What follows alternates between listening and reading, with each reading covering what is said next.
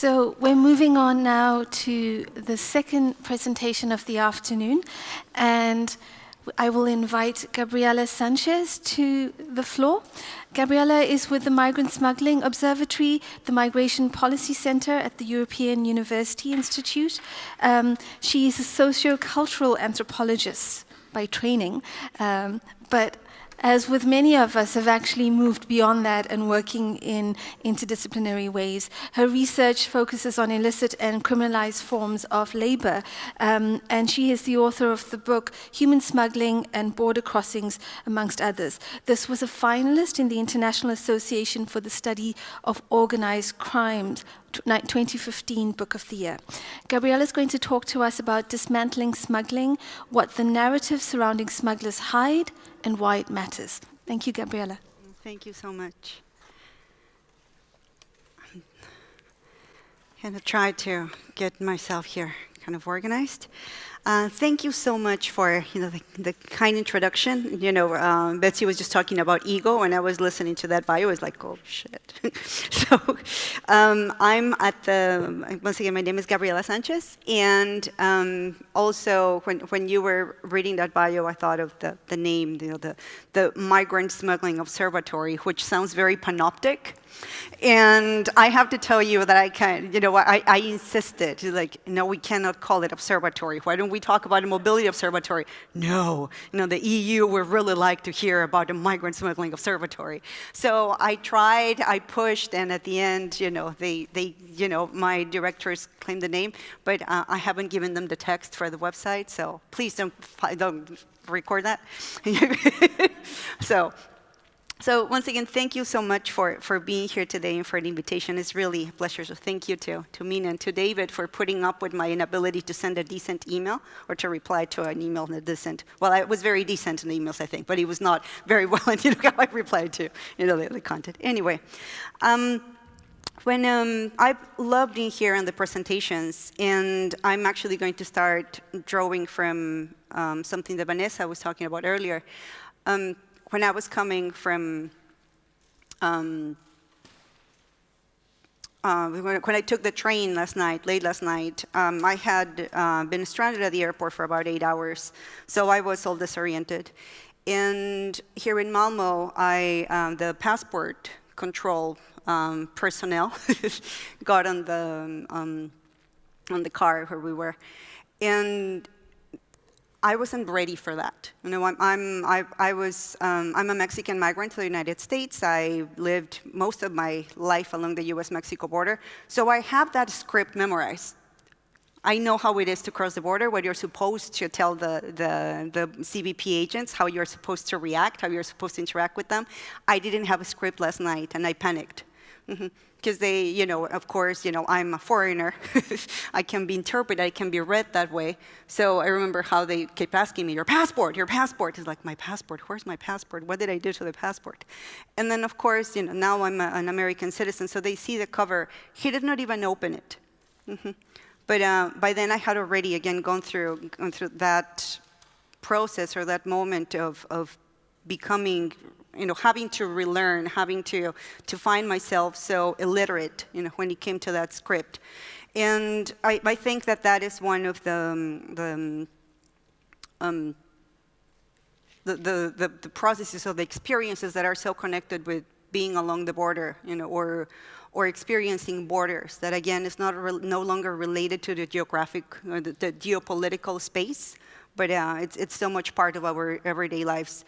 I looked around at the people on the cart, and they were fine. Everybody was just handing it out, and which is also another sign of how normalized a lot of these policing interactions have become.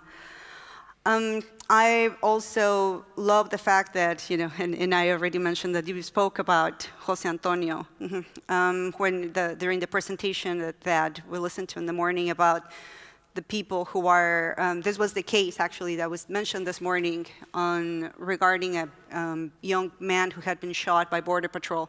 So Jose Antonio Elena Rodriguez was 16 when he was shot by a Border Patrol agent 10 times after allegedly throwing a rock at the agent. again, he didn't, the agent didn't shot just back one time, it was 10 times. Jose Antonio's skull was completely destroyed. So giving you a sense of how, what is justified or justifiable, actually, what became justifiable. The Border Patrol agent who was involved in the shooting was charged, actually, but the case, the case went to, was a mistrial, and right now he is actually facing, right now as we are gathering here, there's a series of hearings that are taking place.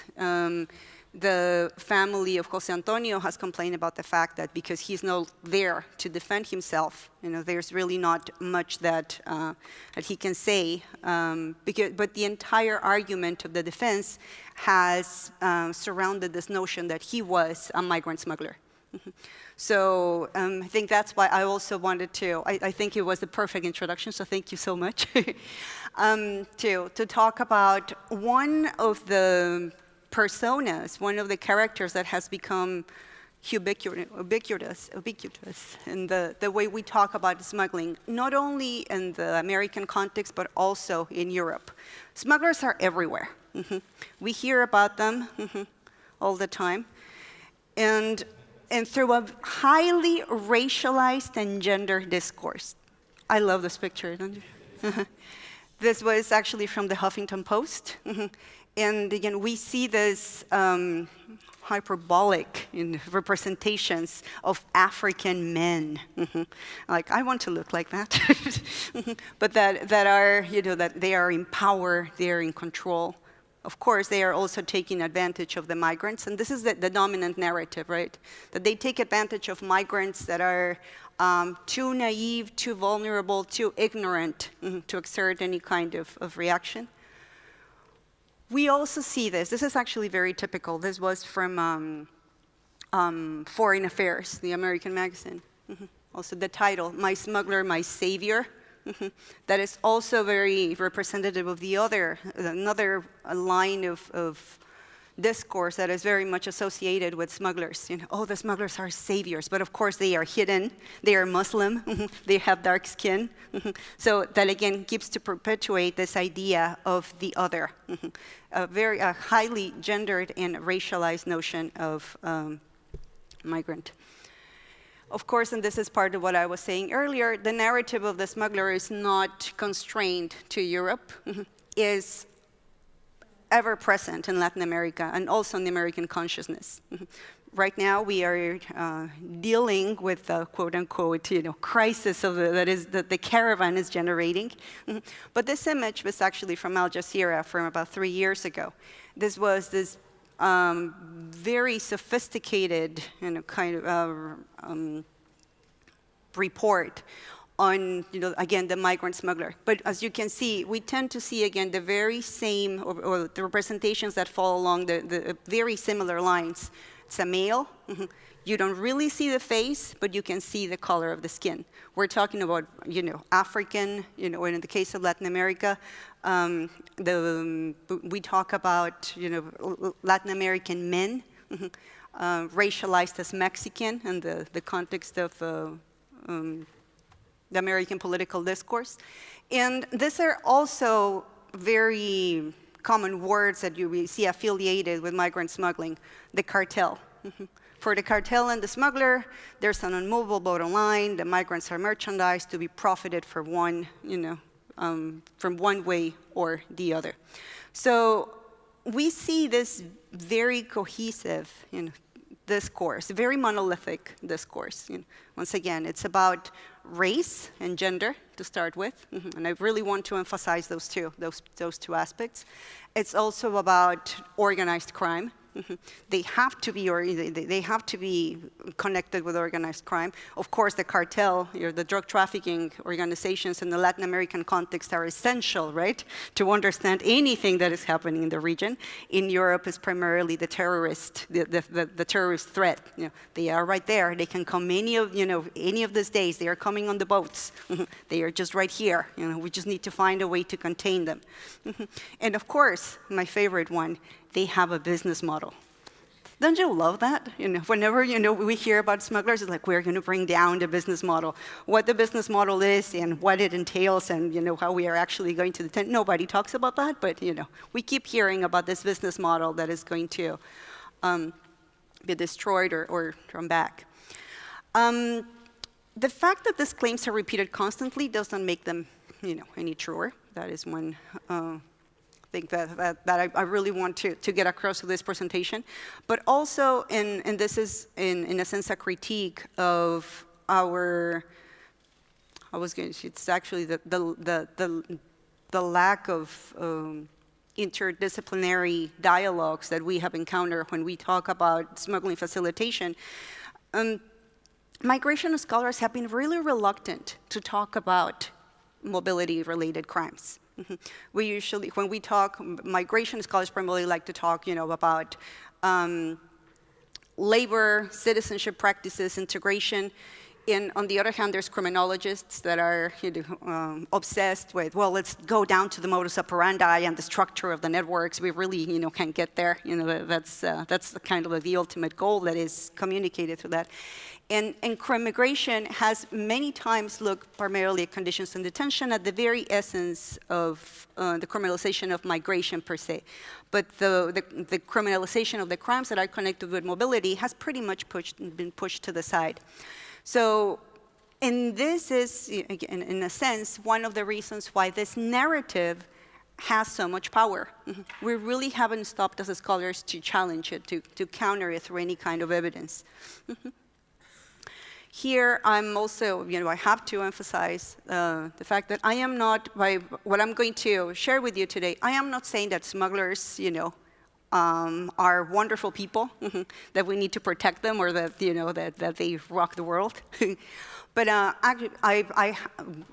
don't have to give you a lot of examples when it comes to the many instances that we witness, on an everyday basis in terms of smuggling facilitators who actually victimize and engage in very specific forms of violence. So that is really not I am not denying that. What I am really interested in, and the work that alongside some of my colleagues from a research collective on smuggling, we have been trying to push out is how do we unpack the narrative of smuggling? And how is that we can, again, look beyond all of the, how do we counter, how do we challenge many of the stronghold that the security narrative has on smuggling dynamics? This is, again, another example. This is actually something that is very close to the team that I'm part of. This is a more recent report from Al Jazeera. I work with children and young people on the US-Mexico border who participate in smuggling facilitation. Al Jazeera came to El Paso, came to Ciudad Juarez, right on the border, because they wanted to hear, again, the real story of smuggling, right? They wanted to get to know what we were talking about. When we didn't give them access to the kids, because they are all kids under the age of 18, they still went to Juarez, and they got a couple of local kids to climb the wall for them. And of course, we filed a complaint, because we were, of course, very much concerned about the risks that climbing the fence posed for the children. But they were, and the reason that Al Jazeera kept for publishing the report was, well, the stories need to be told, their voices need to be heard. So we're not, I think that we need to have much of a conversation about voices, with this kind of audience. But this is, again, this stands as one of the examples that takes so much hold, especially along the US-Mexico border, which tends to be perceived as this inherently criminal and violent space that, of course, needs to be protected, right? We see that with the deployment of the troops, with this kind of fencing. That's the other thing. When people tell me, what do you think about the wall? Like, oh, we've lived with it for many decades, fencing, protection, family separation. I'm really glad that Betsy mentioned that. Family separation has been part of the experience of the people of the border for decades. It's nothing new. But the hype over organized crime, security, control, smugglers, makes it look as it's new or unprecedented. So that is what I'm going to be talking about today, and reading a little bit from some of the work that I have conducted, primarily working directly with the facilitators. My work, or the collaboration that have been able actually to forge with many of them, comes from my former life. Before I started academia, I was a criminal investigator on the US-Mexico border. So I actually was working in processing criminal cases involving men and women who had been charged with smuggling facilitation. And contrary to what what my directors or the sheriff, the local sheriff, used to say, that, oh, we're dealing with these hardcore criminals that need to be brought down. For the 7 years that I was in detention, I've only worked with people who were highly marginalized, who were working class men and women, and many of whom were migrants themselves. They were the ones who were primarily being criminalized or charged with smuggling facilitation charges. So this is how the work evolved into trying to unpack more of the dynamics that we used to see that were connected with the facilitation on the border. So, and here I'm going to read segments of this piece. Smuggling practices as performed on the US-Mexico border can hardly be characterized as complex, organized, or highly profitable. In fact, smuggling's monolithic characterization as such is problematic, for it hides the high levels of precarity all of its actors, both migrants and those behind their journeys, face. And here, to follow James Scott, smuggling far from constitutes a crime of the powerful. It is instead a tool, not even a weapon, of the weak. It is a practice primarily carried out by people of disenfranchised groups who lack not only ties to organized crime, but also any kind of criminal intention, and whose primary goal, if at times contradictory goal, is to simultaneously collaborate and take advantage of one another for their own safety and survival. Furthermore, on the US-Mexico border, this precarity is often rooted in a specific factor: the lack, on the part of both migrants and those behind their journeys, of legal immigration status. So here, once again, we're not only looking at the migrants who are being transported or crossed, into the United States. Most of my work, by the way, has been on the American side of the border, but also about those who facilitated. Participation in the facilitation of irregular migration constitutes a form of protection from below. It emerges as a direct result of the increased militarization and enforcement of borders and migration controls worldwide. Through smuggling, migrants have a path to basic, if it's still highly precarious, levels of safety, while smuggling facilitators aim to reduce the economic impact of low-paying jobs available to them under neoliberal regimes. And some part of the work that we have also developed tries to unpack this relationship beyond the financial dynamics that are often cited. I'm sure you are very familiar with all of this rhetoric of, oh, how much money did it cost the person, to get to one location? Well, if he paid 10, 15, 20,000 euros, how come he or she cannot just go straight to an embassy and get a visa or get a passport? When we interview migrants, and this is something that those of you who work with migrants most likely have heard, most people actually tried and applied for those legal channels, but they weren't available to them. So it's not the reluctance of the willingness to travel with a smuggler, right? It's like, hey, it's going to be great. I can do this. I should just go and try it and see how it is. Here, and I'm switching back to the specific experience of the US-Mexico border, once again, trying to unpack some of the myths that are very much connected to smuggling in the region. The American political discourse calls for this return to a pristine, if distant past, when the US-Mexico borderlands were secured and sealed. Well, if you just take a quick look at the geography of the almost 4,000 kilometers of that region, you will see that it has never been sealed and it will never be. But it gives this illusion, right? Like, well, we're just going to build this wall, and of course everything is going to come down, and nobody's going to be able to come through. The region has never been impenetrable or closed. It is comprised by bodies of water, mountains, desert, canyons, as well as communities of varying size whose residents can trace their ties to the land for hundreds, if not thousands of years.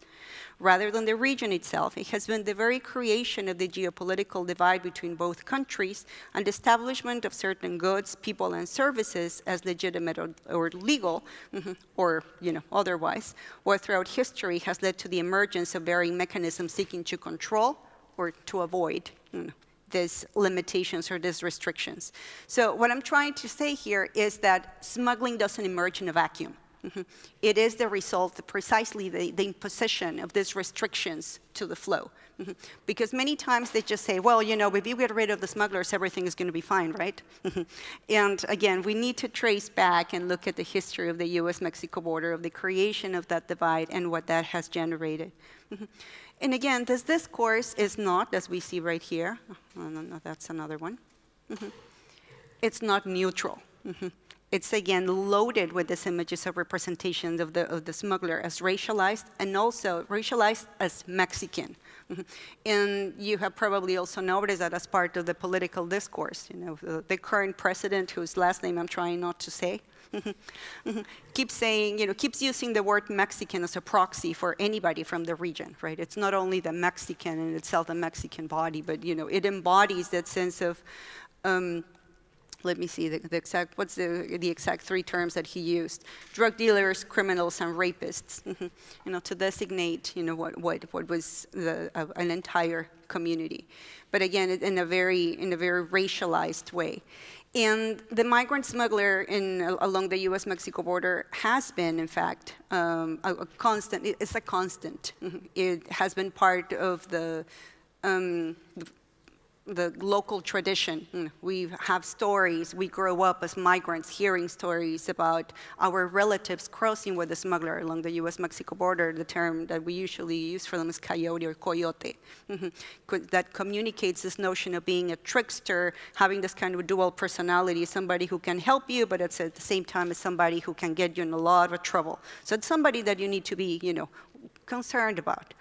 But over the last 20 years, we have seen a shift in that kind of narrative, because it went from being that kind of helper slash, kind of person that you had to be careful about, to have this completely different identity. It was somebody who transnational ties to organized crime, who was increasingly sophisticated and relying on technology that was not available anywhere else, and that could, of course, bring down the government, right? He alone, and here again, I keep talking about the smuggler as a he, because for how gender he has been, he could bring down the entire country. So that is what we need to stop. Once we stop the smuggler, everything is going to be fine along the border.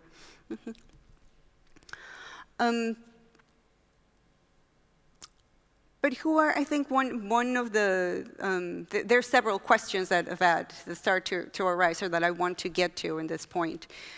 One is, of course, is smuggling really organized? This is as hierarchical as everybody says that it is. Here I'm going to start using some official data. The work that I do is primarily ethnographic in nature, but it also it also draws a lot from case law, criminal cases that were actual prosecutions that were used along the US-Mexico border. So official data from the US Sentencing Commission indicates that in the United States,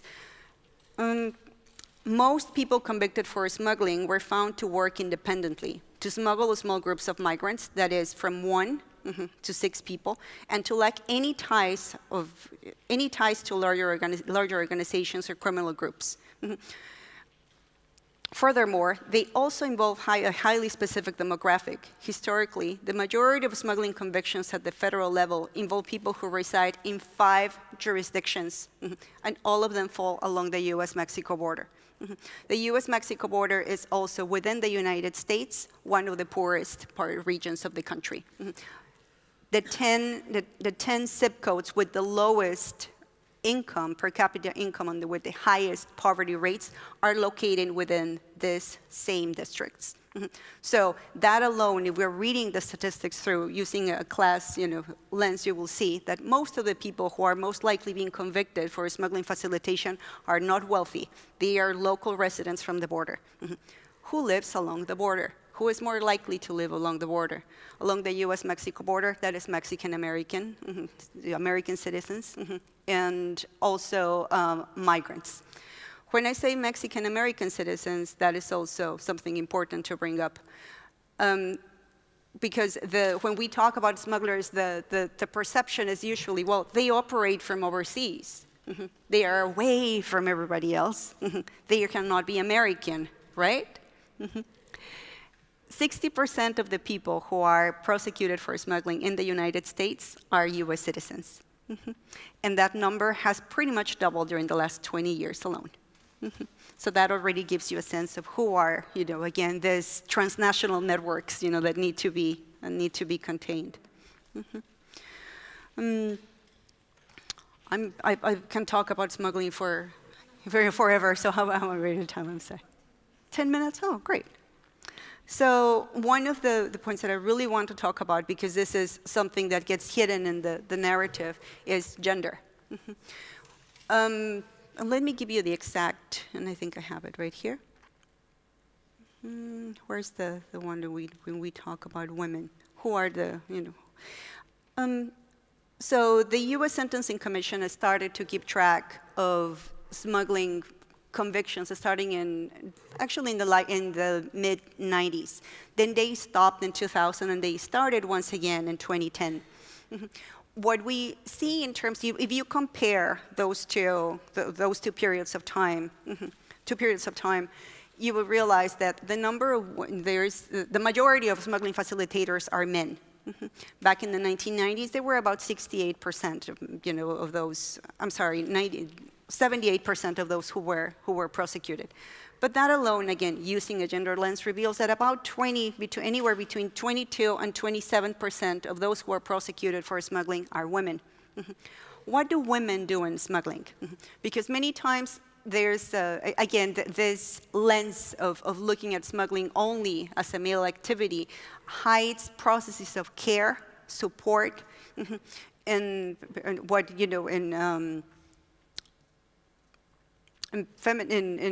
for feminist scholars, will constitute a form of intimate care. And that is precisely what a lot of the women who are prosecuted provide. There are women who bring in migrants to their homes, feed them, take care of those who have perhaps fallen along the way. Many times, and I think we were just talking about that during the break, many families become separated in the transit as they are crossing. So many of the women, many families opt to send their children ahead of time or paying higher fees to transport children so that they travel more safely. And so women are convicted for being found with children who were not their own. Caring for them. They also take care of other pregnant women, other women or pregnant women. They provide room and board. And they also, many women in the state of Arizona, that's also a border state, were convicted for smuggling for cleaning houses and cooking for migrants. That again looks and shows the pattern of how intimate care continues to be criminalized. Another one, and this is, again, another actor that many times gets forgotten in the narrative of smuggling is, once again, young people. This is a dynamic that we are not only witnessing on the US-Mexico border, it's also very prevalent in the experiences of the migrants who are arriving to Europe, unaccompanied young people who are trying to pay off their journeys by facilitating smuggling-related tasks. So they may be guiding the boats. They may also be watching over other migrants, cleaning safe houses. So there's a lot of this activity, of this trade-off that makes them, from, if you are looking at their actions from the perspective of law enforcement, smugglers themselves. And this is what we tend to see over and over, not only in the context of the US-Mexico border, but worldwide, how there's this criminalization of everyday tasks, or their designation, rather, as a smuggling facilitation.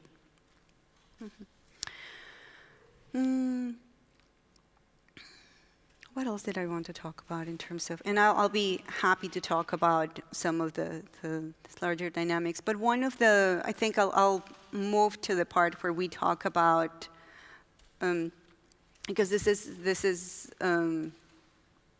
actually part of the conversation that we were also having in terms of who is actually connected to migrant smuggling organizations. And in the context of the Americas, the drug trafficking groups are often cited as the ones that are behind the facilitation. Some of my colleagues on the US-Mexico border have actually claimed, like, no, drug trafficking has taken completely over. They have to, now migrants are, all the money is going to them. Migrants are bringing in drugs. They get arrested for that. Like, we need to stop drug trafficking organizations.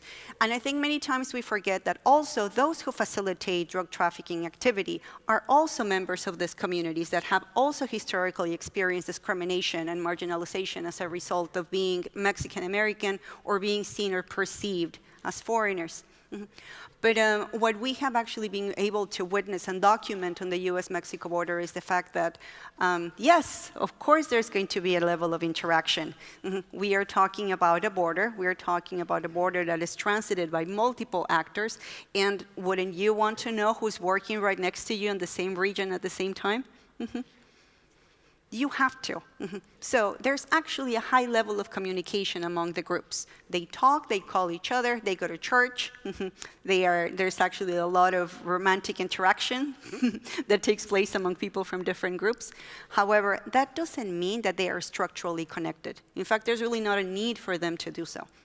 What drug trafficking organizations are doing is that they tax, or they impose a tax-like fee on every single migrant that crosses through a specific route. That way, they don't even have to get into the activity.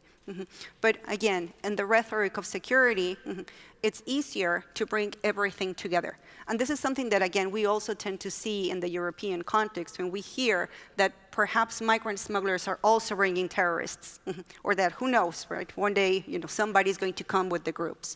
And one of the rationales that I often bring is like, why would somebody who has to carry out a task to destroy or to bring down a government will want to travel for, not only a few days at a time, for maybe months or weeks, and under conditions that he or she cannot really control. Like, would I really want to, would that be somebody that I really want to entrust with this kind of activity? So we see these kinds of disconnects that are really not, that in the rhetoric of security get pretty much neutralized or washed away, because they are seen or perceived as really not, they are not, I think, once again, we were talking about this earlier the entire day. It's easier to talk about terrorists. So it's easier to communicate the sense of fear rather than say, well, really, if you're really going to bring a government down, you're not going to cross the Arizona desert, or you're not going to get on a boat out of Libya. You're more likely to just fly in. Or once again, the majority of the events that have been connected to terrorism have been carried out by people who were already within the country, who were citizens of that location, or who traveled legally using legal mechanisms. So there was really a lot of interconnects. But it's easier, if I bring that up during a presentation, like, people will probably laugh at me, especially if I talk once again to people who are really driven by the security narrative of organized crime and terrorist organizations. To conclude, can we really contain smuggling? Because I think that is what it keeps popping up as part of the conversation. Like, well, again, if we destroy that business model that they follow, they are certain to fall down. They are just going to disappear. Tomorrow, there's not going to be any smugglers if we follow the trail. And I think it's very important for all of us to keep in mind the majority of the migrants in the world today, again, travel and or entered countries legally. So most people become irregular. People are made irregular. So the majority of the population, a regular situation or status in the United States, enter the country legally, but then they overstay their visas. But again, this narrative of the smuggler bringing everybody in across the border is hard to counter when we are confronted with numbers like 11 million, 14 million, 17 million undocumented migrants that need to be contained and stopped. So we do know that the reliance on the smuggling emerges from the lack of accessible, legal, and safe mechanisms for mobility. Excessive, cumbersome, hard to fulfill, and expensive bureaucratic requirements increasingly limit the ability of growing numbers of people to get documents that establish their right to free movement. So it is not the smuggler's fault. And this is something that I keep repeating. It's not, just you take him, you don't just take this guy out of the equation. It's about providing legal and affordable and dignifying paths for people to move. And here I am actually going to also kind of connect it with caravan that we were talking about earlier. It's been said over and over, well, people are traveling on the caravan that is coming, or that is the multiple groups actually that are traveling through Mexico hoping to get to the US-Mexico border. They came together for protection.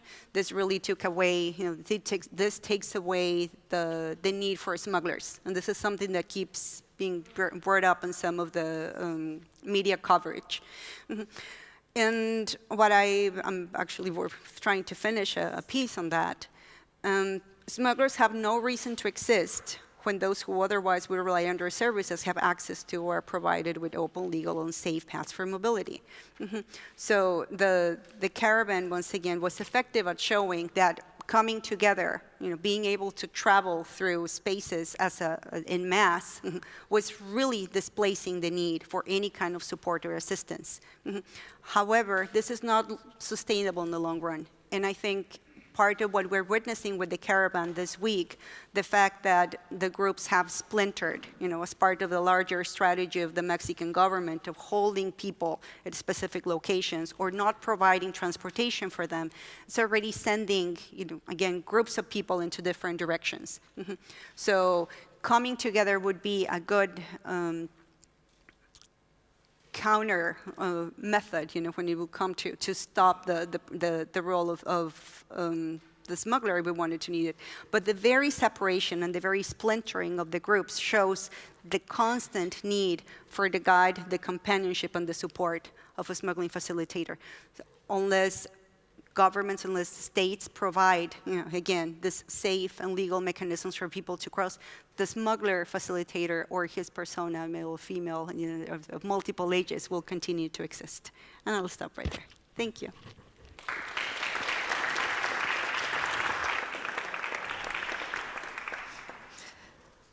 Thank you very much, Gabriela. Can I invite you to join me for a little bit of a reflection on your talk and all the interesting aspects that you've added? I have to admit that I couldn't help myself. I know it's a different time and a different context, but I kept thinking of Harriet Tubman while you were talking, and the idea of who the smuggler is and her role that she played with the Underground Railroad and slavery. Yeah. But can I open up to the floor? Are there questions for Gabriela? If I can just add really quick to that comment, I'm glad that you provided a different reference, because most of the people usually tell me, oh, it's what happened during the Holocaust. And I think that also, in a sense, it's already revealing this kind of hierarchy that we have, whose assistance counts and at what time. And also the very racialized, again, narratives that we have connected with that assistance. It's not, and how class and place of origin has also given them, this kind of this aura, and like, oh, like the they rescued, a specific group. That notion, again, of rescue, of protection, of security, that is, again, highly racialized. Yes, yeah, that's an interesting point. I want to pick up on something that came up in Betsy's discussion with me about, giving people the space to tell or to bring in different stories. And I think with the example with Al Jazeera, one of the things that you also reflected is this question of who gets to tell the story, and how do we then, as researchers, try to move away from telling people stories towards creating spaces for people to tell their own stories. And I just wondered if you've had some good experience with that. Something that, oh God, I have to wait now. I think one of the most enriching experiences that I've had was this summer. We were able to get funding to cover the expenses for a summer camp with a group of 9 adolescents who had been apprehended in the context of border crossing facilitation.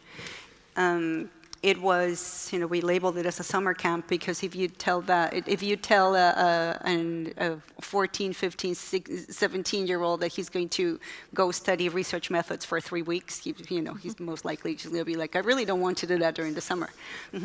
But we were able to get the group of, it was 9 adolescent boys, and to get them to tell what they perceived as their roles. We didn't ask them questions about like, what would we typically ask from them, like, so what's the smuggling, or what do you, but it was more for them, it was a reflection for them to tell what they thought mattered along the US-Mexico border, what was important to them. So they came up with their own questions, their own interviews. We were pretty much just there to support when it came to, again, to provide the methodology, some of the general, some of general research methods support. That we are actually working right now, putting together the outcome of that report from, again, using the perspectives and the research questions that the kids themselves articulated. It's hard to find a space for that kind of narrative as well, because it counters the very dominant discourse of security. But this is what we are trying to do through the collective, allowing people to ask the questions that they think matter, rather than us as researchers going there to tell them what they should be talking about. Right, very important. I also just wanted to ask you to just reflect a bit on, you've talked a lot and your experiences in the US-Mexico border, a land border, and how do you see, or do you see any similarities into how the narratives are formed about smugglers in respect to sort of places like Europe, Australia, where it's a sea border, where we've actually externalized, where that border is and where those camps are. In your research, have you found any sort of differences or similarities in how we've understood that? I've been very lucky in the sense that I've actually lived for a year. I happen to arrive to places as things happen. I feel kind of like I bring the plague. But I lived in Australia for a year, and the day that I arrived was the day when the Prime Minister decided to stop allowing, when anybody who would arrive on the boats was going to be, granted asylum. And I've been at the AUI for a year and a half, also working primarily with Bangladeshi migrants, and documenting their experiences out of Libya. And I've also lived in Palestine for a year, looking at some of the dynamics that were related to the exit of people from Palestine, onto Turkey and then onto Europe. And something that ties or connects all of these experiences is, on the one hand, the narrative of securitization that we keep hearing over and over. It's transnational organized crime. Europol just yesterday posted, transnational gang of smugglers who exploits Palestinians is contained, or something like that. When you were like, can we talk about the situation in Palestine first? But there's so there's a securitization narrative on the one hand. On the other one, there's this constant element of care, protection, support that at the same time is very contradictory to tackle, because there's mistrust, misunderstanding, fear is also braided into the relationship. So migrants may distrust smuggling facilitators, and smuggling facilitators also distrust migrants. So, but then at the end, the hope is to travel undetected together and safely. And I think that is something that we see that through the research that we carry out at the MPC, we have been able to gather how common this experiences of fear on the one hand, of care on the other one, of criminalization, and of solidarity, keep popping up. There was a question. There's two questions. Thank you. Thanks for your talk. Maybe you partly answered now, but I would still like to ask for a clarification, because you said, if I understood correctly, that the coyote in migrant stories has been a kind of a trickster, an ambivalent and dangerous person. But did I understand correctly if the discourse, the political discourse about smugglers as a security threat is entering the migrant stories as well, but they are also aware of that discourse? In part, yes. So so migrants talk about the smuggling facilitators or the coyotes, and they hear other people's stories and their experiences. And when you ask them, has that ever happened to you? It's like, no, that had never happened to me. But they will talk about, oh yeah, they are connected with this, they are connected with that. I've heard that they are connected with drug trafficking organizations. I heard that they were involved in weapons trafficking. It's like, but did you ever witness that? No. Or sometimes they will tell you, but that's what everybody says on television. Or Univision, which is the chain, like, but it wasn't Univision. They show the images, and so if they say that, then that has to be the case. So we have also seen the gradual trickling of that narrative into the narrative of the migrant. Their relationship has never been, it's like having a relationship with a sibling, right? Sometimes you really want to be with him or her, and other times you don't really want to. But our goal has been to complicate that relationship and not to see it as entirely exploitative or as entirely hero-like as other representations do. Thank you. Nicholas. Yeah, thanks a lot. I was just thinking that it might be interesting to look at, to do a comparison between different types of migration. So, I mean, the research I'm doing now is looking at migration of very marginalized Chinese citizens to Africa. And you have this kind of discourse and this kind of figure, but it's not a Chinese person, it's an African person. So it's kind of like the smuggler is already internalized within, whereas here they're both pathological, I think. They're both these disease agents trying to get inside, but one is already inside. So I wonder and then it's linked into discourses of corruption and anti-corruption campaigns, and I wonder why isn't it like this here, and maybe we shouldn't record it because we don't want he who shall not be named to get this idea. I mean, this would be I wouldn't be surprised to see this linked into Democratic Party corruption, but I wonder why it hasn't been thus far. This is something that we have actually as researchers articulated at several of our meetings with law enforcement and with policymakers, like where's the research on corruption and the role of the state in itself. And everybody knows that it is there. Nobody has really spent the actual funds to unpack it. In the context of the US-Mexico border, given the proximity of both countries and also the ties, the binational ties that people have on both sides of both countries, both Mexico and the United States, there are plenty of examples of CBP border protection officers who have actually worked on facilitation. And this is, however, hasn't been really researched. CBP and the Government Accountability Office, GAO, has actually reports that, because they have collected this data, but it's seen as kind of this peripheral, in American lingo, as the bad apple. But that doesn't really have to do with this chart. That's not who we are. So there's all of these competing narratives that are very much connected to the very identity of law enforcement, I think. Martin, did you have a question? Yes, thank you. Maybe we can get the microphone to you. So this is a question about the Libyan context, but it's also a very specific context, and I'm sure you will agree we should be wary of generalizations.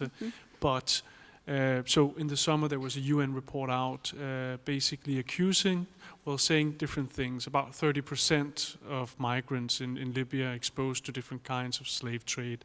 This is not new at all. It's been like that for over a decade. But it also reported that so-called smuggling networks were affiliated with the 3 competing governments in Libya.